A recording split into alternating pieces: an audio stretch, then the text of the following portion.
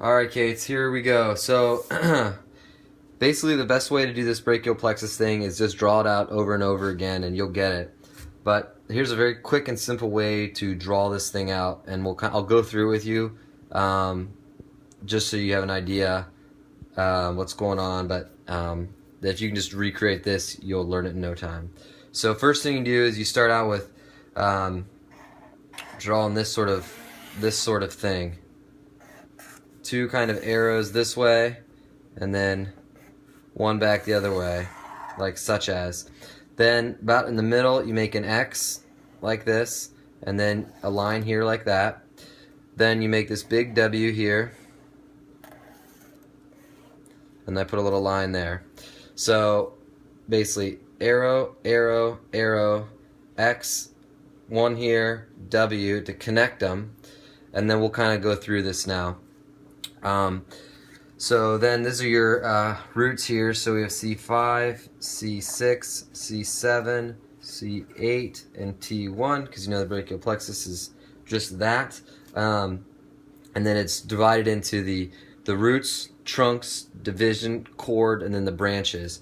And the mnemonic for that is Randy Travis drinks cold beer, whatever. But when you're writing it out, it's helpful to me to just write it down. So roots, trunks, divisions, chords, and I'll talk about how the chords are labeled, and then the branches, which are the terminal branches. So the roots, we just wrote those out. The trunks, it's just top to bottom, so it's superior, middle, and then inferior. Okay. I don't care about naming the divisions. It doesn't really have any clinical relevance to me, and you don't need to know it. The chords are named in relationship to the axillary artery. So up top here is the lateral chord. This is the posterior chord, and then the medial chord. And it just helps remember it's in relation to an artery. That's why this is posterior and all this stuff. So then we'll start big and kind of work our way backwards. This is how I do it.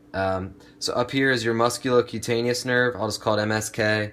Innervates the anterior compartment of the arm, basically your biceps, the coracobrachialis, and then the brachialis, which is actually dually innervated, but the musculocutaneous has a portion of it, and then it continues on to the lateral cutaneous nerve of the forearm. After musculocutaneous, we have our axillary, and then our radial nerve. Axillary, deltoid, radial nerve is kind of the posterior compartment of the forearm, and then this is the median nerve, which is the big daddy. It just gets contributions from the lateral and the medial chords, and then down here is our ulnar nerve, which you know does basically the intrinsics of the hand. So now we'll start back here and go through this thing. There's a couple nerves that come off of the roots. The big one, and you'll probably get questions on this one, is the long thoracic nerve. It's C5, C6, and C7. It innervates serratus anterior. If this nerve is bagged, you get the medial scapular winging. So, I don't know, that's a common anatomy test question. The other one is the dorsal scapular nerve. This innervates the rhomboid muscles and the levator scap. So that one comes off there. And then also I think nerve to the subclavius, but we never talk about that. So the next nerve that comes off is the suprascapular nerve. And that comes off the superior cord. And that innervates your supra and infraspinatus, part of your rotator cuff. So now we'll keep going. We'll stay up high lateral. Only get one that gets kicked off of here, and that is your lateral pectoral nerve. Helps innervate the pec major. Pec major's got a medial and lateral pectoral nerve.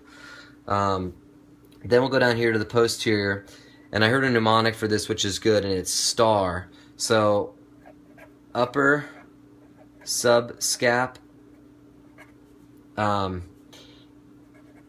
thoracodorsal, and then I'm running out of room, lower subscap. So STAR is subscap, S-T-A-R.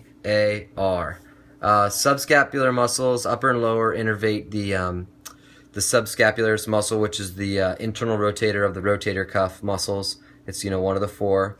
And then the lower subscap also innervates the teres major, which is not a rotator cuff muscle. Yeah, so that's those muscles. And the thoracodorsal then innervates the latissimus dorsi, the latissimus dorsi. Okay, so star. So just one here and it's lateral. So lateral, lateral, and then your star mnemonic, and then go to medial. And the way I learned this, or someone told me to help me remember this, is it's everything medial. So you have medial pectoral nerve. Then you have the medial brachial cutaneous nerve, and then you have the oops, I'm running out of room, medial antebrachial cutaneous, and that's pretty much it. So basically, start with your lines, make your X, make your other one, make your big W, and connect them, and then just kind of start labeling it. And honestly, if you draw this out a couple times, it's really pretty simple. It turns something that's really complex into something simple. And I would do this before every test, anatomy test that you have to take, because if they ask you a question like where does the medial pectoral nerve come from, what cord? Oh, it's the medial cord. Basically like that. So hopefully that helps. Feel free to call or whatever if you have questions.